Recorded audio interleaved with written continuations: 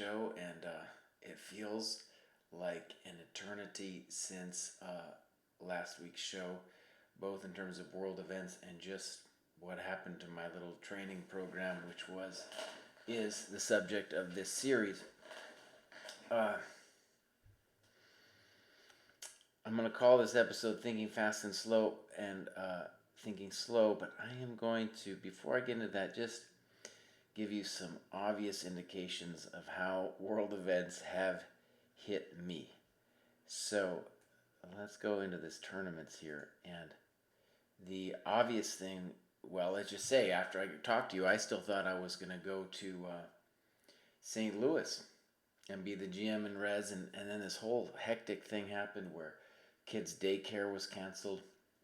And then it seemed like, St. Louis was still on. But it was like if I went, then, my wife wouldn't be able to help, wouldn't be able to do the kids by herself, or at least it'd be difficult. Plus, I'm not even clear if I'd be able to get back with an airline closure or something like that. So, really hurt me to cancel St. Louis. Then, like 2 days later, St. Louis just canceled all their stuff as well. So they were trying to remain open, and they were just totally canceled. So, total bummer. Then there was going to be a tournament there. That's also canceled. And then I just got news that this tournament I was really looking forward to, I played last year in Denver, is going to be canceled. And I assume this Colonial Open thing, which is just a small 5-round thing, is going to be canceled as well. So, like, the whole idea, of training is that you have some tournament to go to. And one of the obvious things it's obvious but has really big implications, is that now everything is moving toward online. You arguably it was moving online anyway, but then this whole development is pushing chess online in a much bigger way. Yeah, totally changing my own involvement with the game, right? Like, I grew up shaking people's hands before a game, and there was like this big spiritual thing of sitting there for hours. And then online, it's not really like that, right? It's blitz, and maybe people are cheating, so people don't take it that seriously. Hard to get that same depth of, let's call it, thinking. So you go, and that brings me to this title. What I realized, two things happened actually this week, which made me think about my own relationship to chess and chess study. And the first is, whenever I'm punched in the nose by life, if I do any kind of chess work, it's just more superficial, right? Because I can't think that long, and I can't do this like epic long form work where I'm like, doing difficult problems and then difficult analysis. I just don't have the mental space and the spiritual energy to do it. So I ended up doing something like this. This is a Maiden 2. I also was just like, I don't know what to do, so maybe I will, go online and just forget about life for a little bit and play Puzzle Rush. Terrible thing. But that's, I think, what happens to people when you don't have that energy and, life is punching you. By the way, this is a Maiden 2. I'm a big fan of these, honestly. I feel like this is from the Polgar book back there, the huge one, which kind of got popular, I guess, before Puzzle Rush and all this other stuff.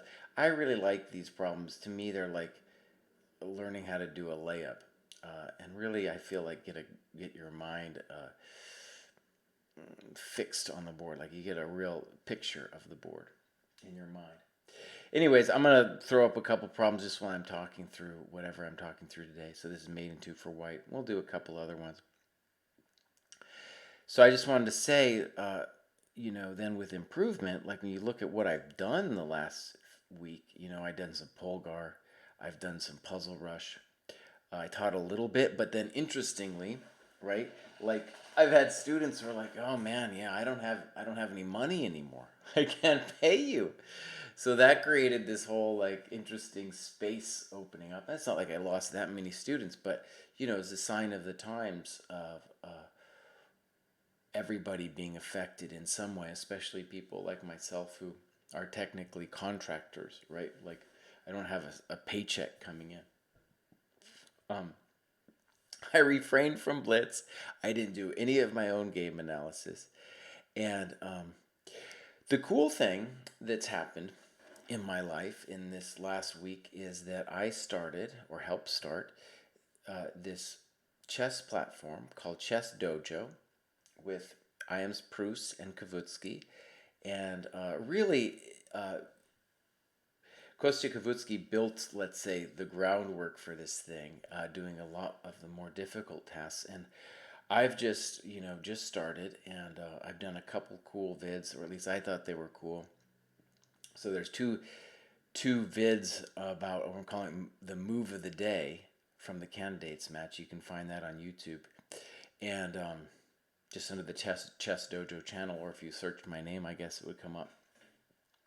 That's been really enjoyable, and I think I'm not sure I'm a great Twitcher. I don't know if I have that kind of like, oh, let's just go hang out with Kraai and see how he feels. Though I enjoy it, I do think I'm better at just like a short video. Tell me, I want to just present something, say something cool about it, and then get out. That's one of the kind of videos that I enjoy online. When honestly, I just need to escape a little while and hopefully learn something in the process. And oftentimes it's not even about chess. I'll just let my mind go and learn something about something sciencey or something about history, whatever. It's just a beautiful thing that hopefully I can contribute to. Actually, let me show you guys this thing that we got going on. I'll show you a picture. This is the Chess Dojo logo here. And actually, just so to talk about this move to online that we're doing, we've got a Discord channel. And the Discord thing is actually really cool. It's a new interface for me. I didn't really understand it before.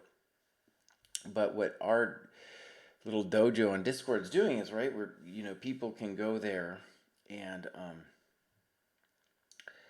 uh, not only post questions and have a community, but we can organize training there for people, and people can organize it also themselves. So maybe I think we're gonna eventually have like tournaments amongst the different dojos. Like you could be a student of any three of us. We might end up adding another fourth person as well. So it's just a really cool new community that I think is something like that is going to evolve now. Now that we can't play chess online, or not, excuse me, over the board, at least for the foreseeable future. Right? We're not going to play chess over the board. Um, Let me read a question here. A while back, you had a stream where you advised to play longer games to really analyze positions and honor the game. This has really helped improve my rating. Thank you for the great advice. Well, thank you, Tim. And that's part of going to the issue of what we're talking about here, right? Where it's very difficult now to play longer games. And I played in Greg Shahada's U.S. Chess League for a while, and that was the most serious like online game I played. Though even that was a kind of a quicker game. But something like that, I feel, is going to have to evolve, and hopefully, our Discord channel will, help in that regard. Um, so that's my cool project going forward. I don't know if it's going to work out, but at least for the moment, something I want all you guys to understand is I will be moving at least this show uh, to the Chess Dojo Twitch channel next week, and that's going to be Tuesday at 4. Next week on Wednesday is the end of the month show where I go over people's games, and that's still going to be on my channel, and that'll be the last show, at least for a while, that I'm doing my channel, just so that everybody who submitted a game can, you know where it is. And there's on chess.com we have a thread where you can post the game, and well, it just says to go to my channel. So I want to do that one last time there. And I'm hoping everybody, joins the Discord and the Twitch, subscribes to Twitch and YouTube. Yeah, I personally, yes, there's a monetary thing in it, but honestly, it just wouldn't feel good if nobody was paying attention, right? It just would be like, well, why am I doing this? Especially the move of the day thing, videos like that. It's like, oh, if people are enjoying it, that just gives me something to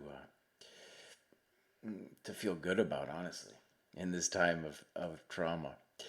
Another way in which my life has dramatically changed is my fitness, man. Oh, my hip is still hurting. It's been hurting for months. I have no idea why. The stress is definitely making me gain weight. Now the gym clothes. I there's this guy on Twitter who has his Twitter handles like Strong Chess, and he told me like, "Oh, dude, you should do weightlifting now that your hip's busted." And I was like, "Okay, fine, I'll try it, man." I joined the Hopkins gym here in Baltimore, and about 4 or 5 days, I was getting into it. I was like, at least this is something I can do. About 4 or 5 days into it, they're just like, no, the gym's closed, man. Gym is totally closed. And those kids weren't wiping down anything anyway. Those kids don't care about the disease. They're not worried about it. And so now also with the daycare closed, I gotta like take care of my kids. At least I got half the day, and my wife does half the day. What a drama. And so, you know, I'm just going out there and I like run with the stroller with these poor sad kids, taking them through the streets of Baltimore. So that's just another way in which this virus thing has affected my life. Um, though, it hasn't been all bad. Like I've got the Chess Dojo thing, and honestly, the weather's been kind of nice here. So hanging out at the park with my kids, not the dumbest thing I've ever done. Let me take it back here.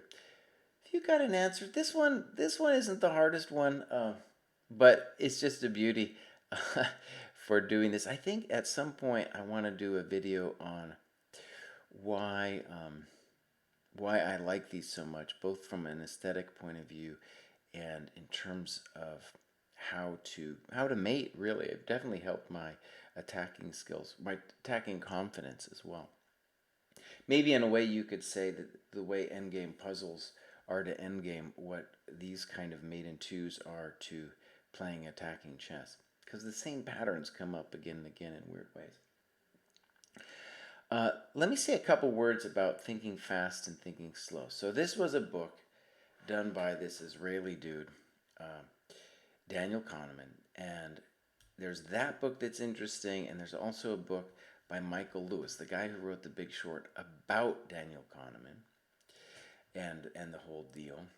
But anyways, let me just put in my layman's understanding of it.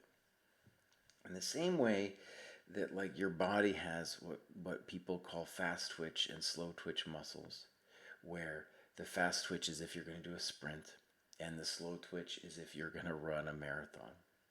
And both are a little bit, both can be trained, and you can arguably need both. Hi, Sledgehammer. So, in the same way you've got that distinction going on, in your mind, there is a kind of slow thinking and fast thinking. And I definitely think it pertains to chess. And this last week has really helped me reflect on it, just my own habits, because since I was punched in the face by this whole virus thing, I wasn't actually able to like really calm the F out and relax enough to really do something that I could sit and think about, some kind of problem or issue. Um, and I realize that there's been multiple times in my life when I haven't been able to go over my own games. And to a certain extent, it's always made me feel like a hypocrite because I tell people, oh, you guys should go over your own games. And then I don't do it myself. And the reason that happens is that, my mind gets distracted and it's hard to find what I'm going to call the spiritual energy just to do it because it's so hard. And that difficulty, of course, helps me understand why so many of the people I've told to do it, it's honestly very few have done it. It's very difficult.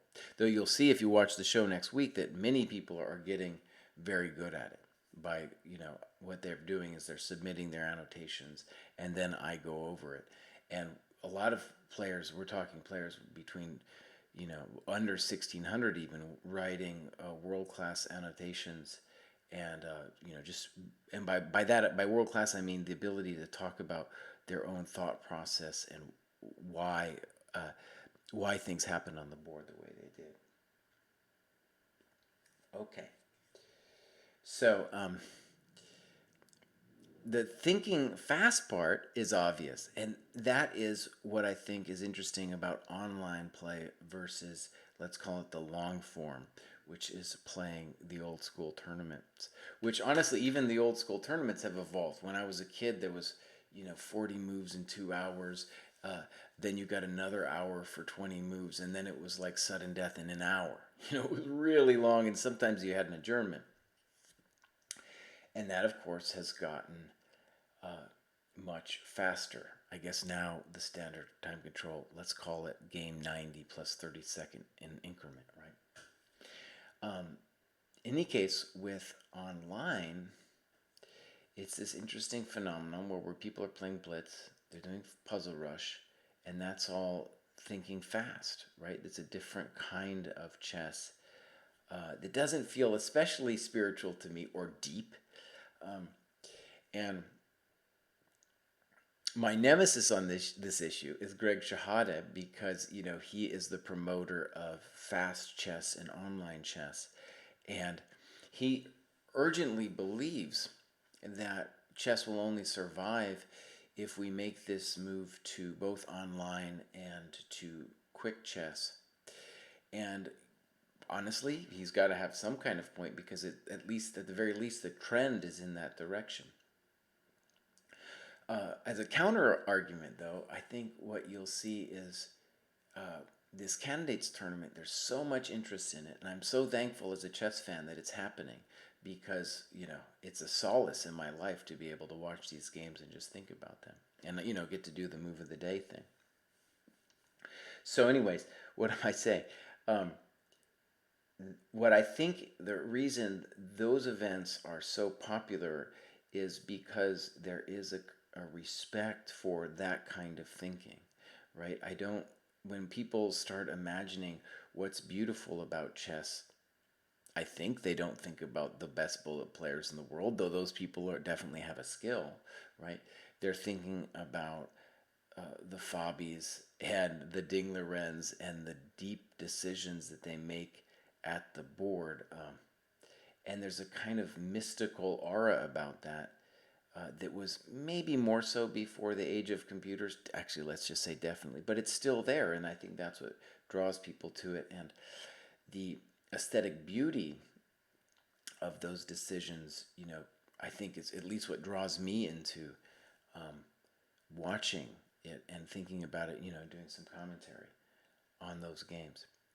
Um, so I don't know. To me, that this punch in the face, right, gave me the opportunity, really, to, or forced me to think about this decision of thinking fast and thinking slow. All right, I'm gonna solve this one for you guys because it's so hard. This one's actually easier. The answer is Queen H3. The guy's got to go King E4 and Rook C4, and it's weird to move the queen here, but of course it's all about this square here. Let's do another one. This is a favorite of mine. Very beautiful. This is a little harder. Maybe I'll just talk a little bit more when you guys get a chance to think about it, though. One of the things I'm really grateful about this show is that it has forced me to articulate what I am doing with chess uh, and how I think I might be getting better. And so the challenge has always been to come on this show and force myself to say something intelligent about what I'm doing. Force myself to reflect a little bit about what it is that I'm doing. And there's been so many shifts in this last week, that it's even a little bit hard to digest.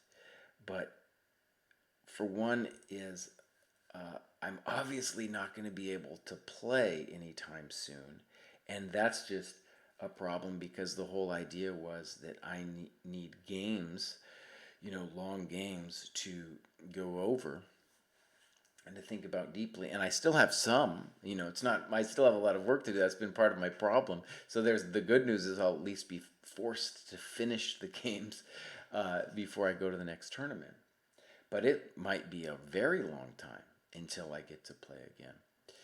And so I think that one thing I'm sure I share with many people out there is just this kind of sense of vague hopelessness of when do I get to play a real game again. I think the a similar thing is going to happen with, say, Fabi. That guy has never gone a month in his life without playing a tournament. I mean, maybe there was some month, but it's a very rare thing. Um, and after this Russia event, I don't think there's anything. I don't think there's anything for a long time. It was kind of a miracle that the event was held at all. And I think if it had been in a different country where the caseload is much higher, it just wouldn't have happened. So what I have to figure out, and I'm going to try to come up with a more coherent answer, but I have to come up with a way to deal with that sense of hopelessness with the sense of direction that I had before, right? I had a sense of direction, and now I have to reevaluate what it is I'm doing with my training.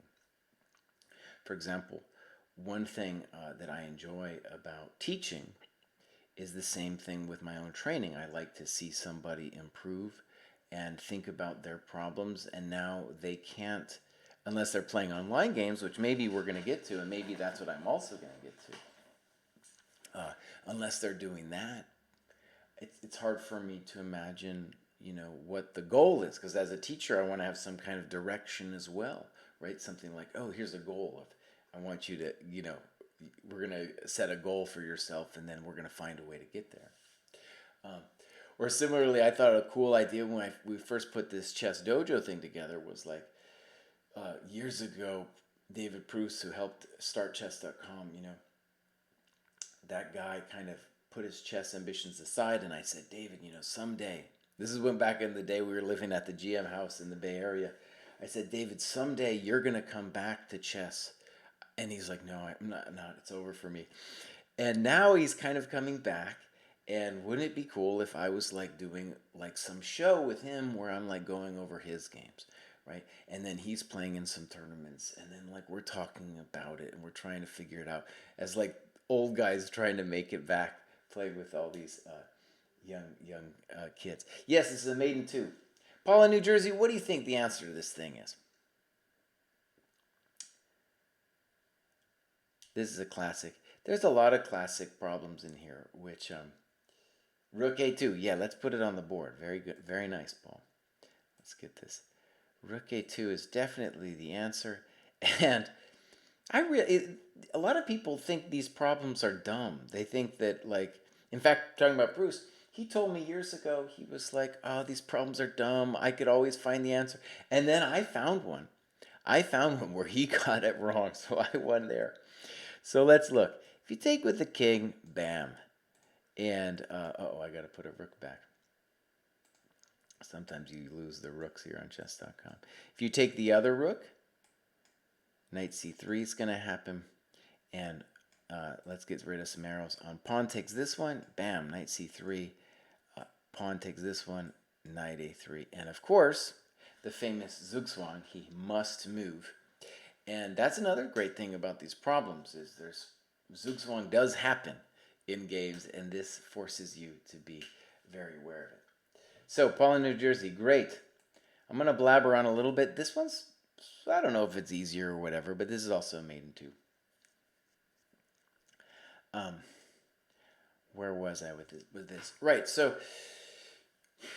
also with, it's this interesting thing. By the way, I want to give an announcement. We are going to do, when I say we, the Chess Dojo people, are going to do a show 4 Eastern on Friday where we are just going to talk on Twitch Live about what the platform should be, right? It's YouTube, Discord, and Twitch.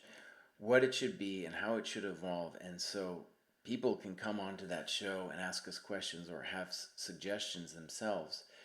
I think most interesting, is how do we, as a community, I guess, figure out a way to play online. And arguably, I think within a chess Discord server where people know each other more, right, than say on chess.com when you have no idea who you're playing against, people might feel better with playing like a tournament there where they're not like, oh, this guy's cheating on me and all this other stuff.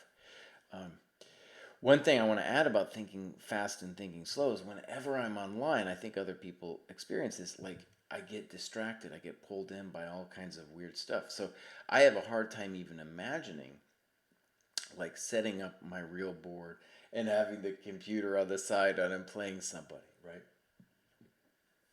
And I know there's some possibility about some new thing where you have a board, you're not even online, and then you just make the moves or something and it's transmitted.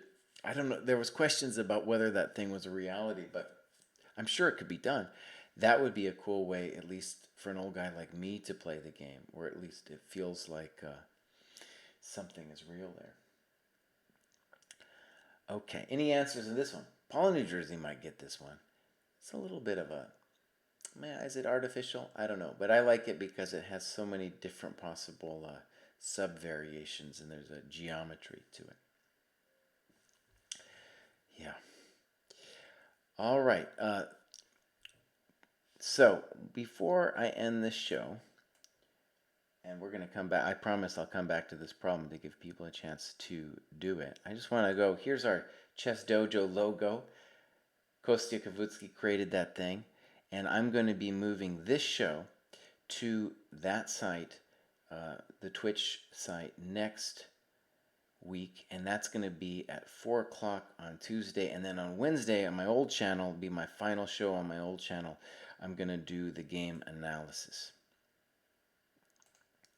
All right. Paul in New Jersey, you got this one, buddy? You got this one?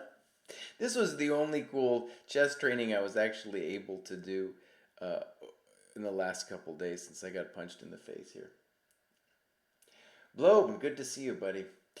Um, so right, I think like everybody, I got to figure it out, man. I don't have answers as to how I'm supposed to be training or thinking about chess. The only thing clear to me, the only thing I really am certain about that I'm very much enjoying is I'm trying to watch the games from the candidates tournament every morning, and then I'm doing this short YouTube video. Just like I'm trying to come up with the most intelligent thing I can possibly say about any given move. And so far, the first two videos, at least I was happy with. And those videos are, not just for other people, they're for myself to say something meaningful, right? To be forced to say something meaningful. All right. So, I'm going to show, what should I show the answer? I don't know if I should show the answer. Rook d7, that's right. It's kind of a question you got to ask yourself, like, there's all these different, I guess there's 4 potential first moves. And this problem is part of a series of problems which look all a little bit similar, but the key is where is the king, and you need to be able to cover these squares, excuse me, not that one, these 3 squares. So, for example, on king c6, there's knight e5. On king here, we've got knight e5. And king here, we got to do this one. And king here, we got this one. Both the knight moves elegant because we're covering some squares. And Paul in New Jersey makes a good point. It's rare to see a check on the first move. So with that in mind, I didn't know we'd get this far. I just wanted to have something that, something pleasurable to look at while we were doing this. This is made in 2, and my hint is that Paul in New Jersey is right. Usually you do not have a check on the first move. Yeah.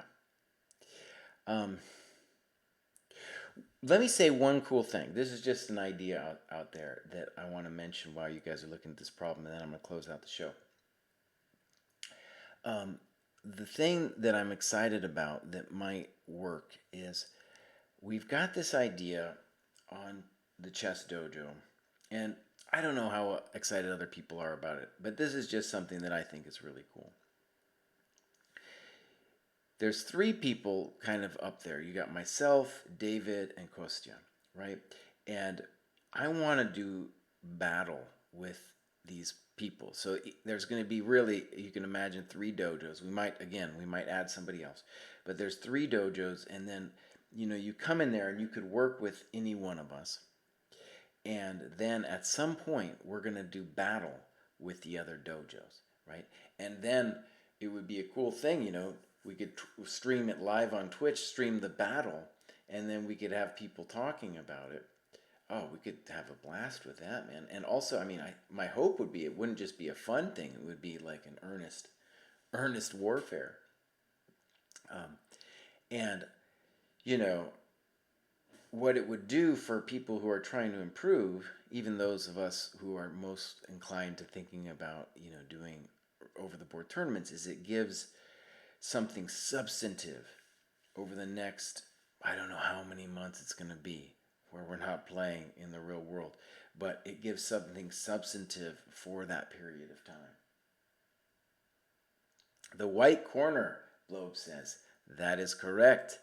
Queen A8. So if B2, King B4. If C3, you just take the thing. But I'm not going to actually take it because then I have to put the pawn back. And then, excuse me, if D4, then you've got the famous Queen H1. All right, everybody. So I'm going to end it there. I'm going to end it with this beautiful picture of the Chess Dojo that we got. And next week, I will be talking about going back more to game analysis, I hope. I have to, hopefully I won't be too distracted. So go to Twitch to check that out. On the YouTube Chess Dojo channel, I'm doing these move of the day things. I think they're pretty cool. I hope you check that out. And Kostya and David are also doing content both on Twitch and YouTube.